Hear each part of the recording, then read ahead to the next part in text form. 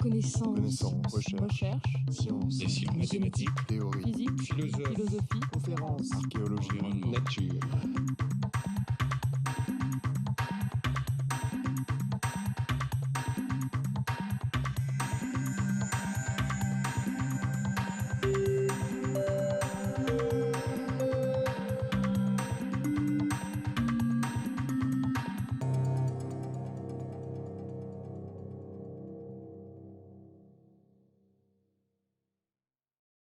Bien, ben, je pense qu'on peut commencer. Donc, j'ai souhaité placer cette série de cours qui va commencer aujourd'hui et qui se poursuivra les 17 et 24 mars, en hommage au professeur Jean Dosset, que probablement vous connaissez tous au moins de nom et de réputation, qui fut professeur de médecine expérimentale au Collège de France de 1977 à 1987 et qui a évidemment réalisé ses extraordinaires travaux sur le système HLA à partir des années 62 jusque vers les années 75-80 et qui a eu le prix Nobel de physiologie de médecine en 1980. Alors, je ne suis pas du tout immunologiste et donc je ne vous parlerai pas du rôle d'HLA comme régulateur de la réponse immunologique ou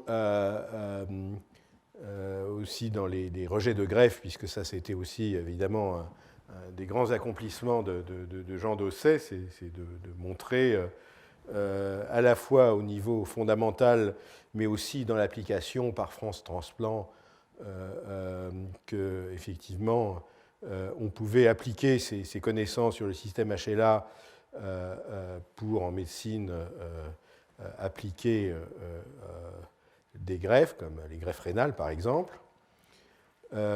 Mais ce que je vais évoquer, parce que c'est la partie que je connais le mieux, c'est d'ailleurs à l'époque où Jean Dosset a commencé cette activité, je dirais, sur le génome humain que je l'avais rencontré, c'est effectivement les travaux qui ont été réalisés sous son égide à la Fondation Jean Dosset, et puis surtout tout ce thème de la médecine prédictive qui l'a passionné, qu'il a évoqué dans ce livre qui est un livre très intéressant que je vous conseille de lire. Il n'est plus disponible en librairie, mais on peut le trouver ici ou là. Clin d'œil à la vie, où effectivement il résume un peu à la fois son parcours, ses travaux et puis sa philosophie des sciences, mais aussi où il parle de ces aspects qui le passionnaient de médecine prédictive. Donc l'idée, c'est un peu de voir cette médecine prédictive qu'il appelait de ses voeux. Est-ce que les progrès actuels de la génétique permettent de dire qu'on y est ou qu'on y est proche ou que c'est une perspective peut-être encore illusoire. Alors, il y a eu d'ailleurs un très beau colloque en hommage à Jean Dosset qui s'est déroulé début janvier, où les différentes facettes, alors immunologie, génétique de population, etc., ont été évoquées. Mais donc, oui, je cite ceci, c'est un peu une guia illisible, mais si ça vous intéresse, il y a sur Internet, on peut trouver maintenant, sous l'égide notamment de l'INSERM, et des interviews sur l'histoire finalement de la recherche médicale en France dans les années, depuis les années 50 jusqu'à maintenant. Et il y a cette interview de Claude Mavas, qui fut un des élèves de Jean Dosset, qui ensuite fait de la cancérologie à Marseille, et qui est intéressante parce qu'il dit qu'effectivement, Jean Dosset a été quand même quelqu'un qui n'a pas, qui a eu des problèmes au départ avec l'establishment de la recherche scientifique, puisque il était parti sur un des domaines qui, à l'époque, était pas très bien compris. Et donc, c'est intéressant de voir qu'effectivement, ce très grand chercheur a eu quand même, à un certain moment, des difficultés, même dans notre pays, à faire accepter l'importance des recherches qu'il menait. Mais donc, cet aspect donc, de l'intérêt de Jean Dosset pour la médecine prédictive, elle est partie, en fait, une fois qu'il avait fait ses travaux, et la communauté internationale, évidemment, avec notamment ces workshops HLA qui réunissaient, je crois, tous les 2 ans, tous les gens qui travaillaient sur le système HLA. À partir de 1972, on commençait à tomber des papiers montrant que telle ou telle maladie était retrouvée associée à tel ou tel variant HLA. C'est-à-dire qu'on trouvait que ce variant était beaucoup plus fréquent chez les malades que dans la population normale. Et donc, ces associations, c'est un petit peu le début, évidemment, de l'histoire que je vais vous raconter au cours de 6 heures de cours sur comment est-ce qu'on peut identifier des facteurs de génétique de risque à développer des maladies communes. Ceci a conduit effectivement Jean Dosset à une réflexion, finalement, à quoi peut servir l'identification dans la population de personnes qui sont à un risque particulièrement élevé de développer telle ou telle maladie, telle que la spondylarthrite ankylosante ou le diabète insulinodépendant. Et effectivement, dès 1972, donc, quand on commençait à sortir ses premiers résultats, il avait écrit, je traduis, une association positive, c'est-à-dire qui dit que voilà, ce variant HLA prédispose à la maladie, ou au contraire négative, c'est-à-dire qu'il est protecteur face à la maladie, serait d'une très grande valeur prédictive. Et dans son livre Clin d'œil à la vie, dont vous aviez vu publié aux éditions Jacob, il écrivait la médecine prédictive, il faisait de la prévision, disons, là aussi. La médecine prédictive s'étendra progressivement à l'ensemble de la pathologie grâce au progrès foudroyant de la génétique humaine. Elle devrait à la longue changer la nature de la consultation médicale. Le médecin du XXIe siècle deviendra progressivement un conseiller. Il aidera ses patients sains à le rester et à gérer à long terme leur capital santé comme on conseille la gestion d'un portefeuille.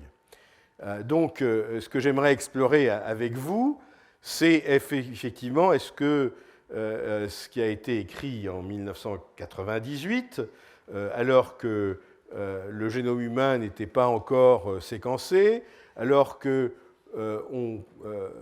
identifiait effectivement déjà des gènes de maladies rares, de maladies monogéniques, mais pour les maladies communes, c'était beaucoup plus difficile. C'est où est-ce qu'on en est, et notamment, et c'est quelque chose que j'aborderai surtout dans le dernier cours, qu'en est-il aussi à la lumière ou en discutant ces propositions commerciales qu'on peut trouver sur Internet venant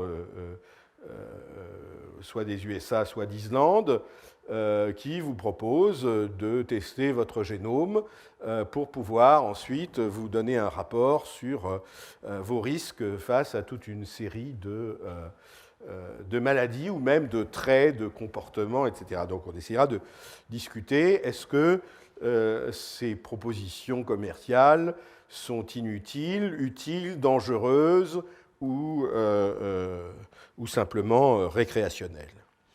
Mais pour changer un petit peu les idées, je me suis dit que j'allais évoquer un aspect de Jean Dosset qui est sans doute moins connu, et donc poser la question, mais que vient faire ici Max Ernst dans un cours sur la médecine prédictive?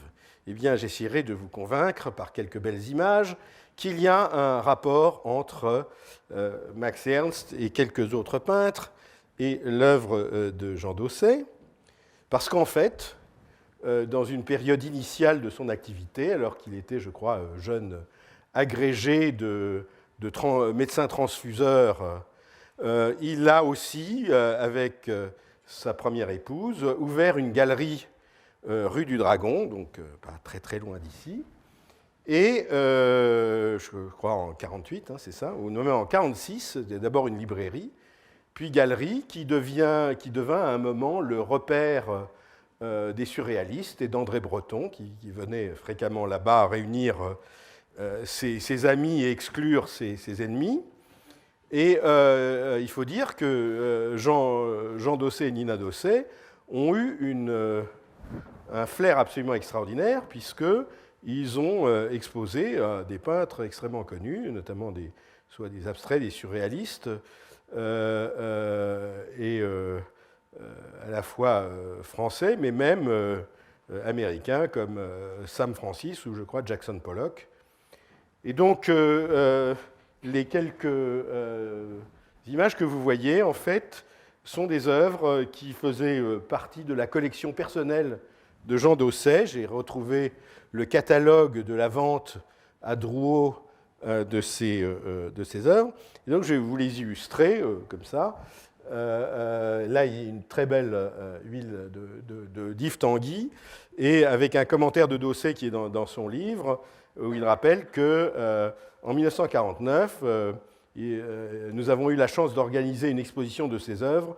Je me souviens tout particulièrement de l'émotion qui m'a saisi à l'ouverture des colis contenant des gouaches, poèmes de couleurs et de rêves, et des dessins aux lignes pures d'une mystérieuse harmonie. Donc Yves Tanguy, un grand surréaliste, peinture de 1927, un dessin d'Yves Tanguy. Il a aussi été le premier à exposer, enfin lui et sa femme, donc, un peintre abstrait canadien qui est extrêmement connu, Jean-Paul Riopel. Zhao Wuqi, ce peintre chinois établi en France avec des œuvres extrêmement poétiques. Et il y a un aspect qui est très émouvant dans son livre, c'est sa rencontre avec un artiste peut-être un peu moins connu, un artiste d'origine allemande, qui s'appelait Vols, qui était un ami de Sartre notamment, et qui était très pauvre, était alcoolique, et a fini par avoir une cirrhose avec acide. Et Jean Dosset, en tant que médecin, a essayé de l'aider, de faire une cure de désintoxication, qu'il raconte à la fois dans son livre et dans d'autres textes, hein, très, très beaux textes, très, très émouvants, où il raconte comment il a essayé effectivement d'aider cet artiste et poète, et qui, après avoir eu une hospitalisation qui semblait l'avoir mis dans la bonne direction, a mangé un steak avarié et en fait est mort à l'âge de 38 ans, assisté par Jean Dosset. Il y a un texte très émouvant de Jean Dosset sur sa rencontre avec Vols et la mort de ce peintre et poète. Autre, c'est Simon Antaille, un grand peintre français, qui est d'ailleurs le père d'un claveciniste connu et d'un spécialiste de physiologie musculaire, qui travaille à l'Institut de biologie à Paris. Et j'ai trouvé cette œuvre qui a été faite en 1950 extrêmement intéressante, parce que si vous comparez cette œuvre à la structure tridimensionnelle de HLA telle qu'elle a été déterminée à partir de 87 ou plus récemment, voilà d'autres exemples, je trouve qu'on voit une certaine prémonition de la structure tridimensionnelle d'une protéine dans cette œuvre de Simon Antaille. Bon, mais qu'est-ce que ça a à voir? Bon, il s'intéressait à la peinture, mais qu'est-ce que ça a à voir avec la génomique? Aussi Pierre Leschinsky, qui est quelqu'un que j'aime beaucoup, qui a fait sa première exposition à Paris dans la galerie Nina Dosset en 1954. Et j'ai retrouvé cette gravure qui, pour quelqu'un qui a commencé dans la transfusion comme Jean Dosset, facteur Rhésus, j'ai trouvé que c'était un clin d'œil. Mais là où on va commencer à aller vers la génomique, c'est que parmi les clientes, apparemment rares clients, de la galerie Nina Dosset, ou la galerie La Dragonne, comme elle s'appelait aussi, il y avait une riche libanaise, mariée à un industriel français, très jolie femme, qui s'appelait Hélène Anavi, qui a apparemment acheté quelques œuvres à cette galerie, puis Jean Dosset a perdu complètement le contact avec elle. Et quand il a eu le prix Nobel en 1980, Madame Anavi, qui vivait côté de Villeneuve-sur-Lot, regardait la télé et a vu il y a un Français qui a le prix Nobel et elle a dit ah ben c'est celui-là à son ami, tiens, celui-là je le connais. Et comme elle sentait quand même, elle était déjà âgée et qu'elle n'avait pas d'héritier, elle s'est dit tiens, voilà quelqu'un à qui je pourrais faire don de ma fortune, et sa fortune c'était des tableaux, pour la recherche médicale. Et donc, Madame Anavi a recontacté Jean Dosset et a effectivement fait une donation de l'intégralité de sa collection de tableaux pour Jean Dosset, pour la recherche médicale. Et c'est ce qui explique. Donc, elle est décédée en 1981, et cette collection a été vendue à Sotheby's en 1984. Et donc, je vais vous illustrer un peu cette collection. Pourquoi ? Parce que c'est cette collection, la vente de cette collection, qui a permis de créer le Centre d'études du polymorphisme humain.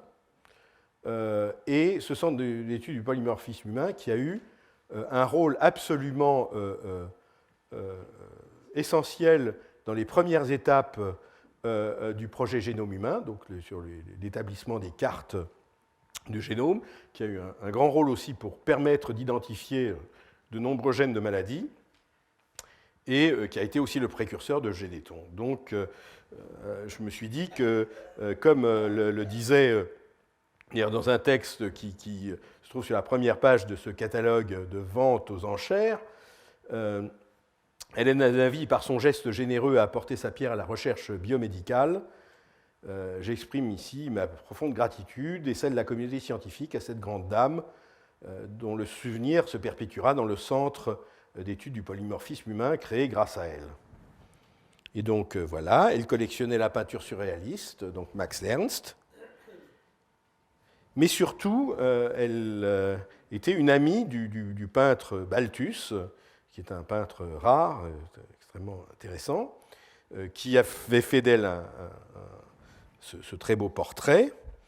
Et il y avait toute une série d'œuvres de Balthus qui se sont vendues à des prix extrêmement élevés. Voilà, Jeune fille à la fenêtre. Et surtout celui-là, qui à l'époque fut le prix le plus élevé atteint en vente publique pour un peintre vivant.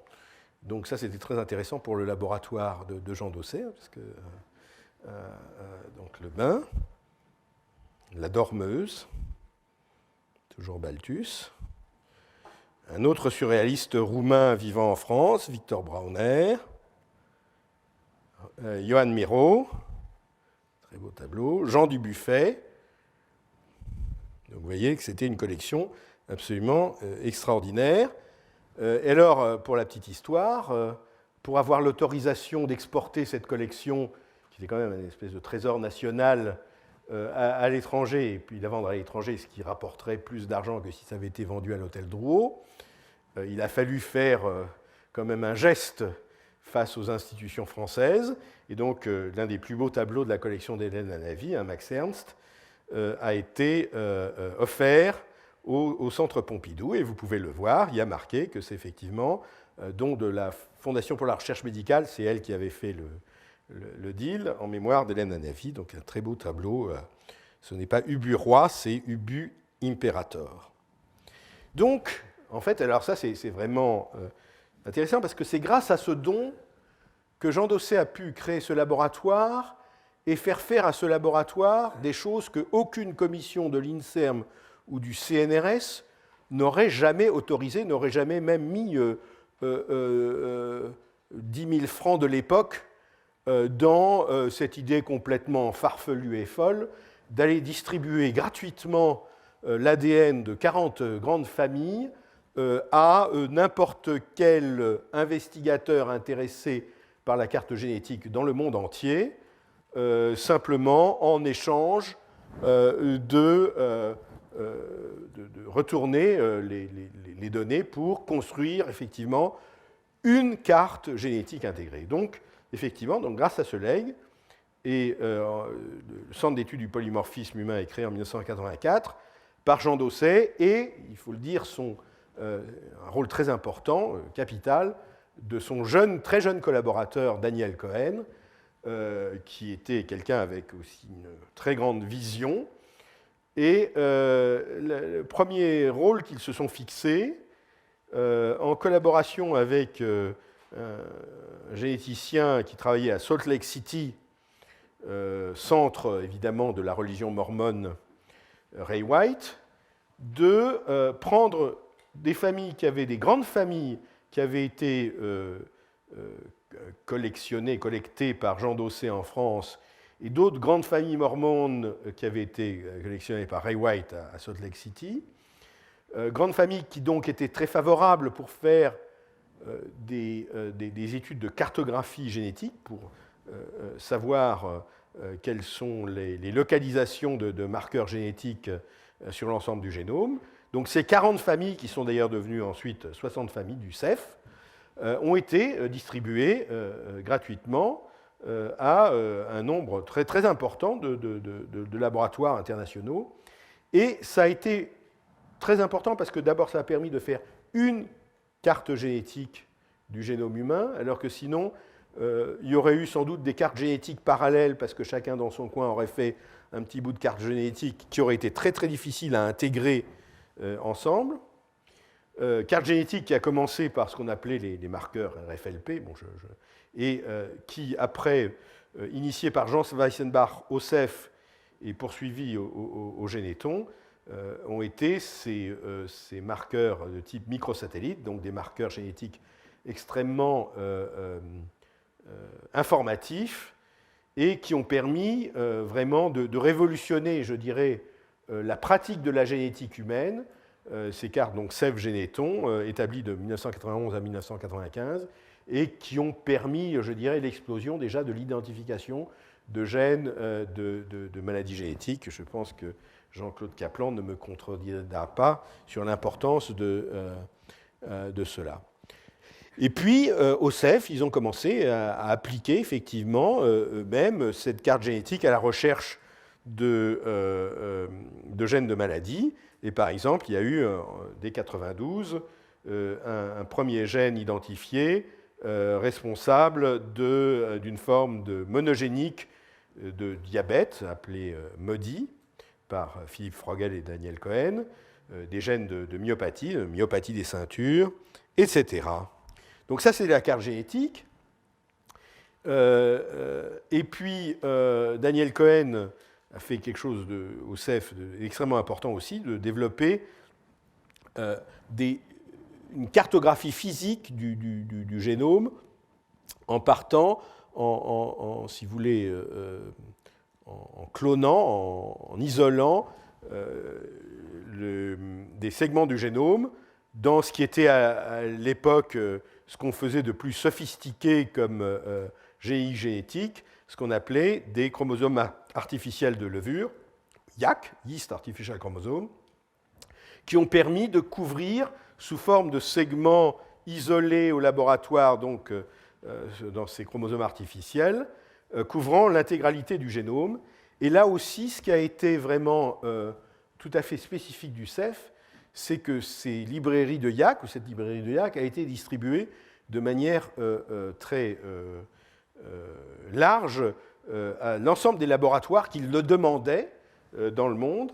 Et donc, ça a joué un rôle capital dans l'identification de toute une série de gènes très importants, gènes de la polypose colique, gènes de la myotrophie spinale par Judith Melki à Necker, chez nous, gène du retard mental avec l'X fragile, le premier gène, je crois, important, enfin un des gènes de forme précoce de maladie d'Alzheimer, etc.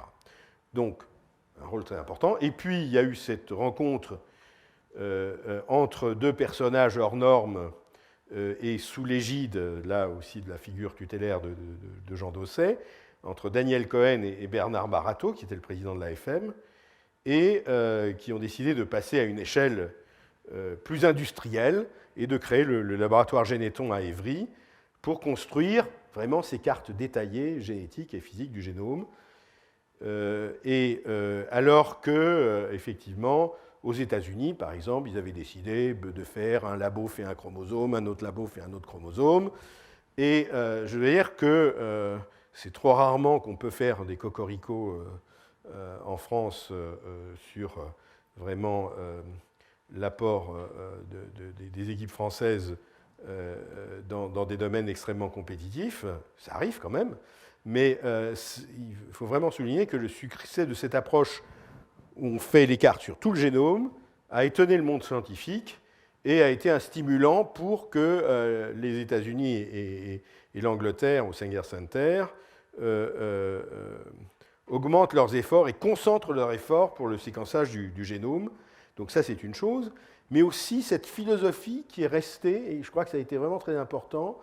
Le CEF avait distribué gratuitement l'ADN des familles du CEF, avait distribué les librairies de YAC, et à un moment, il y avait une tentation pour les Américains notamment, on va faire du séquençage, mais on va se garder les informations un petit moment, histoire de voir ce qu'il y a de vraiment intéressant pour l'exploiter. Et cet exemple du CEF a été très important pour dire que non, le génome, ça appartient à l'ensemble de l'humanité. Ça n'appartient pas juste au pays qui met le plus d'argent pour le séquencer. Et donc, cette philosophie de partager les données grâce à Internet au fur et à mesure qu'elles sont générées, ça veut dire que tout le monde dans le monde pouvait profiter de ces données pour avancer leur propre projet de recherche sur telle ou telle maladie, et de partager aussi les outils. Alors, tout ça donc, montre l'importance du CEF. Alors, il y a quand même quelquefois des petits nuages, et je crois que c'est intéressant parce que là, on est en train, effectivement, de voir sur toutes les études sur les facteurs de risque génétiques pour les maladies communes. C'est quelque chose qui intéresse évidemment les entreprises pharmaceutiques, parce qu'elles espèrent y trouver notamment des cibles pour de nouvelles thérapeutiques, ce qui est une bonne chose d'ailleurs. Et juste, je note pour la petite histoire qu'en 1993, il y a eu quand même des gros problèmes au CEF, parce que les recherches de Philippe Frogel sur le diabète l'avaient conduit à construire des cohortes de patients diabétiques pour essayer de trouver des gènes de prédisposition au diabète, et pour aussi rechercher de l'argent pour continuer à faire de la recherche. Daniel Cohen avait contacté une biotech américaine qui venait de se créer et qui était prête à acheter les ADN des patients diabétiques français. Et tout d'un coup, certains au CEF n'étaient pas d'accord, et c'est remonté jusqu'au Premier ministre.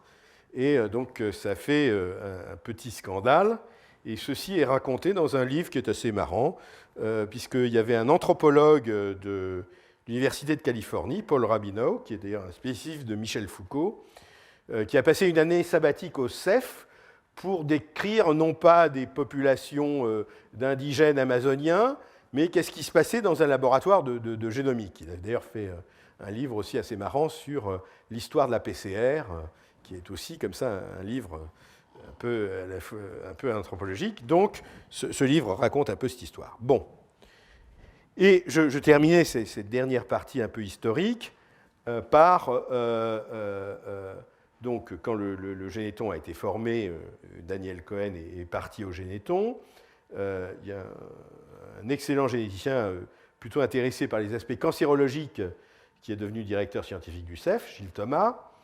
Et on peut citer notamment parmi les grandes découvertes du CEF à cette époque, ou la grande découverte, ça a été le premier succès, je pense, d'une approche génome entier pour identifier un gène associé à une maladie commune, une maladie multifactorielle.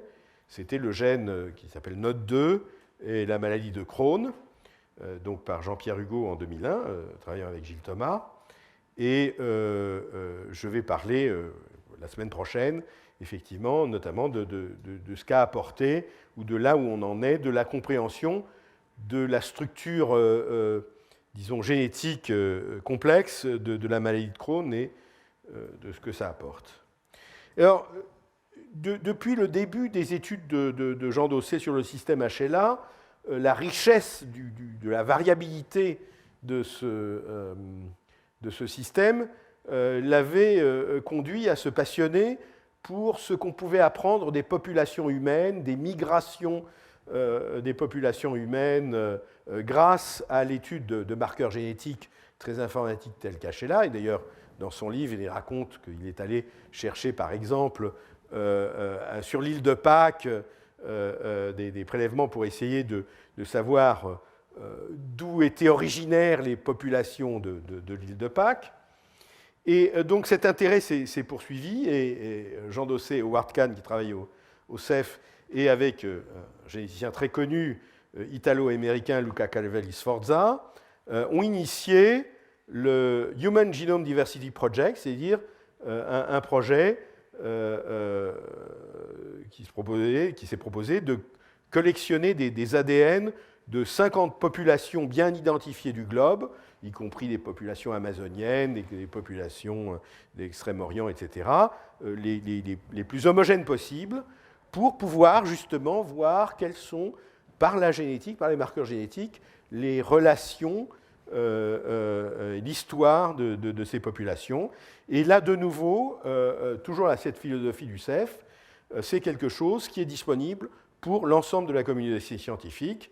Donc il y a plus de 1000 lignées cellulaires et ADN venant de 50 populations différentes qui ont été distribuées à plus de 100 équipes et qui ont fait l'objet de pas mal de publications assez retentissantes.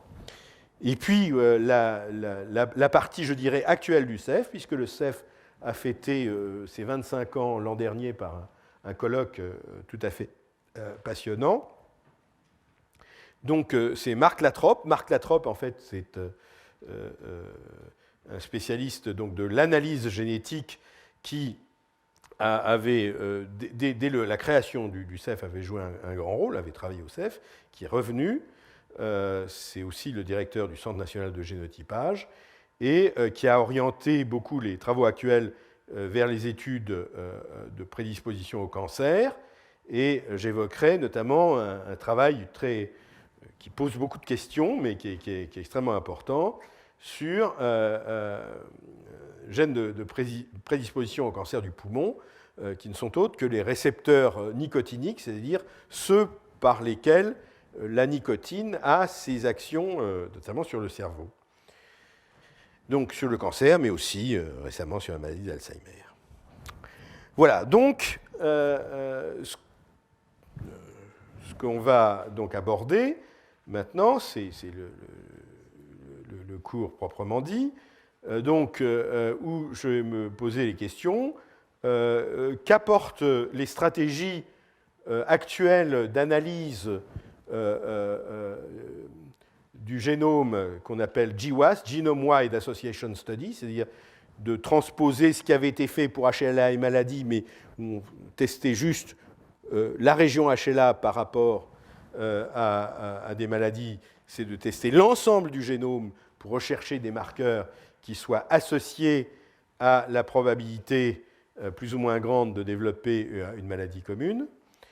Un problème qui agite beaucoup depuis un an, environ un an et demi, les journaux scientifiques, c'est, vu ces données de Genome Wide Association Study, qui semblent, selon les traits, selon les maladies, n'expliquer qu'une partie relativement faible ou limitée de ce qu'on pensait être la part génétique de ces maladies, donc sur l'héritabilité de ces maladies. Est-ce qu'il y a une missing heritability et comment trouver ce qui nous manque? Et donc ça, c'est la partie, je dirais, des résultats, et ensuite de savoir à quoi servent ces résultats, est-ce qu'ils nous permettent de faire de la prédiction ou pas, notamment, est-ce que, par exemple, ces offres de tests génétiques sur Internet, qu'est-ce qu'on peut en penser? Donc, voilà, donc c'est un petit peu ce que je vais faire. Alors, pour aujourd'hui, puisque, effectivement, cette histoire a commencé avec les associations HLA et maladies, j'ai décidé, bien que je ne sois pas du tout spécialiste de ce domaine et qu'il y a dans la salle des personnes qui sont des grands spécialistes de cet aspect HLA et maladies, d'ailleurs qui m'ont aidé pour la préparation de ce cours, je vais parler de 3 exemples de pathologies où, effectivement, il avait été trouvé des fortes associations entre certains marqueurs HLA et donc ces pathologies, la narcolepsie, la spondylarthrite ankylosante et la maladie cœliaque. Je crois qu'il y a une erreur d'orthographe. La semaine prochaine, je parlerai des études qui ont été réalisées sur un certain nombre d'autres maladies en essayant de montrer à la fois ce que ça apporte, quelles sont les limites, et commencer à discuter ce problème de missing heritability. Et le 24 mars, parler de cette découverte de variants rares qui peuvent avoir des effets apparemment assez forts, soit dans des maladies cardiovasculaires, soit des travaux récents sur l'autisme et la schizophrénie. Mais aussi, alors pour commencer sur les applications en médecine prédictive ou personnalisée, les applications en pharmacogénétique, et donc discuter ce problème des tests génétiques accessibles sur Internet.